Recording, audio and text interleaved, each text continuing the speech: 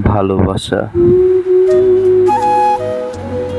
এটা শুধু একটা অনুভূতি নয়, এটা এক ধরনের জাদু, যেখানে মিশে থাকে, যেখানে হৃদয় কথা বলে। ভালোবাসা মানে একজন আরেকজনের পাশে থাকা, একটু যত্ন, একটু প্রশান্তি।